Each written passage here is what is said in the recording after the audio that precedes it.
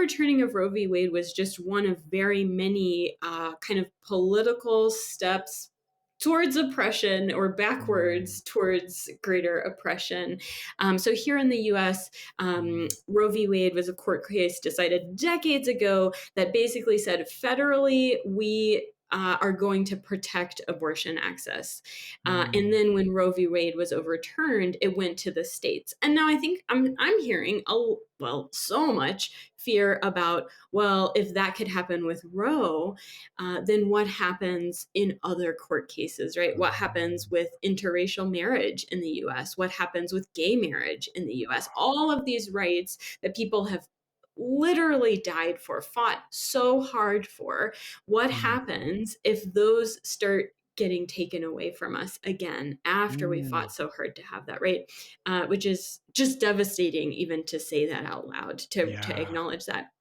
I also want to say, I think that the US isn't the only place where this is happening. And so I don't want to, Right. I'm coming from a US based perspective, and we're certainly seeing some terrible things here, but I also know that we're not alone, right? Like we see these ebbs and flows of oppression in different cultures, in different countries based on different policies, or, where policies will actively support oppression, reduce choices people have. So Right. in the aftermath of Roe, what we saw is that the decision was turned over to states, and many states do not protect abortion access, which means people have less availability of health care. People have fewer options in making reproductive choices.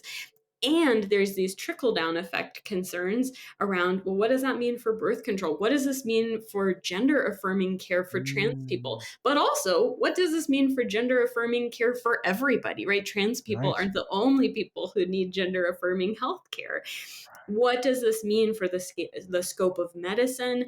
Also, what does this mean, like I say, for marriage, for families' rights, for, in adoption? There's all of these places where identity and oppressed categories are really, I guess, kind of being impacted. And so what I'm seeing Right. from a lot of my loved ones, from a lot of my clients, from, within my friends, is just this big fear about, as we're in this wave of oppression, what happens next, right?